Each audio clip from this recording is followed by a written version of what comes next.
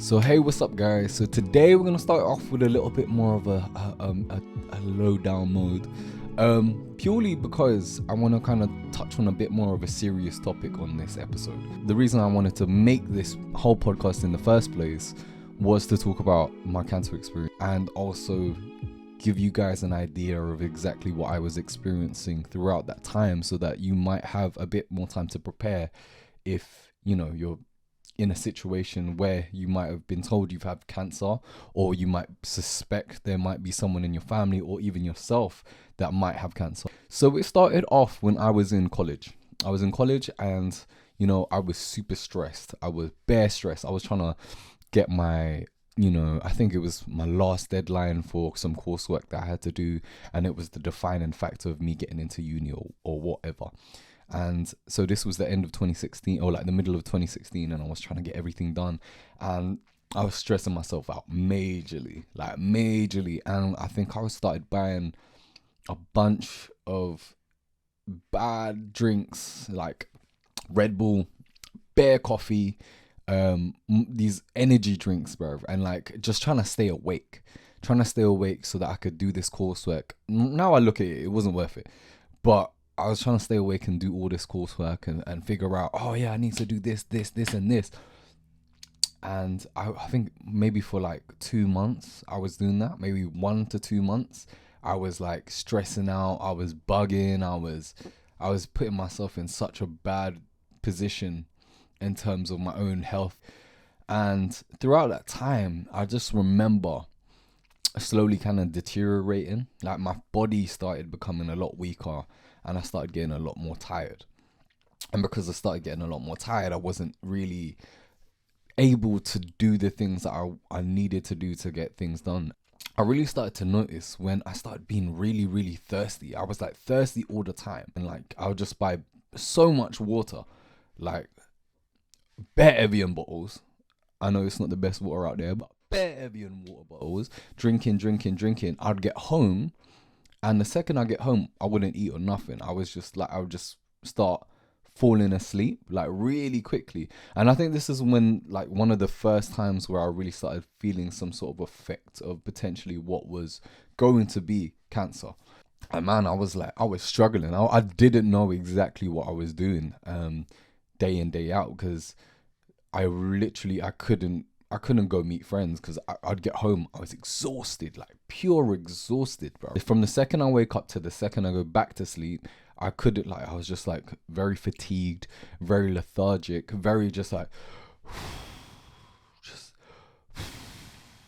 and man, I was like, my brain was just super slow. Like I wasn't working at my optimal rate, if you get what I'm saying. As time progressed, maybe I'd say a month. June is probably about the time where I was doing a lot of my coursework, and then July is when I started like finishing it off. I think I handed it in middle of July, and August is when I started feeling a lot of these effects of those 2 months of just patterning that work, unnecessary, like stupidly patterning, but patterning that work nonetheless.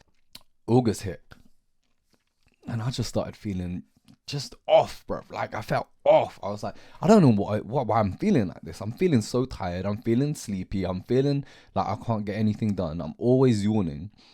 I can't think straight. I wasn't able to think to where I was gonna be able to do something. Like literally, I couldn't organize myself and plan out my days, because every single time I'd just be exhausted. Oh, and then guys, I started getting literal lumps around my body. And when I say lumps, I had a lump in my neck and a fat lump right here in my where my collarbone is.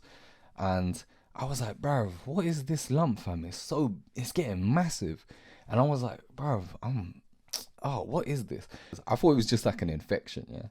But this thing was like there. So it started off small, and it was just like this little bump, and then it started growing. Like a week after week, it was growing, and I had this little one here in my neck, or it might have been 2, but it was a tiny one. And that was there. And I felt that. I was like, what is this, bro? Why am I growing stuff around my body like this? Like, this is really odd. This big one here, yeah, week after week, this thing was growing. Like, this thing was like a Pokeball in my neck. And you know, when a Pokeball is small, yeah, let's just say it went from that small Pokeball to like the big one, and you're like that. And I was like, bruv, this thing is popping out my neck. And it got to the point where you could physically, like, literally see it, like a ball like that, just on my neck. I remember being like, what is this, bruv? And that, funnily enough, that was what got me to go to the doctors. Not the lethargicness, not the tiredness. I just thought I was exhausted because I was, mentally just draining myself when I was doing all this coursework. No, it was the physical symptom of me actually seeing the lump in my neck. I was seeing this lump. It's not going away. I tried everything. Manuka honey. I was trying everything. Like, I didn't even know what I was saying. I just thought Manuka honey will kill the infection. Stupid, innit? But yeah, like, this thing started growing. I was like, bro, what is this? What is this? And I thought, why? I was like, why?